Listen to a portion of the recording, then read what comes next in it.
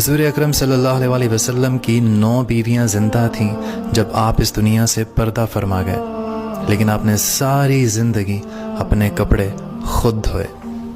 اگر کبھی کپڑا پھٹ جاتا تو آپ خود پیوند لگاتے، آپ حضرت عائشہ سے نہیں کہتے۔ کبھی آپ نے حضرت میمونہ سے نہیں کہا کہ میرا جوتا پھٹ گیا ہے، آپ خود اس جوتے کو ٹھیک کرتے۔ ہمارے پیارے نبی خود اپنے گھر میں جھاڑو لگا دیتے تھے۔ ہمارے پیارے نبی نے ہمیں 11 گھروں سے زندگی گزارنے کا سلیقہ بتایا ہے۔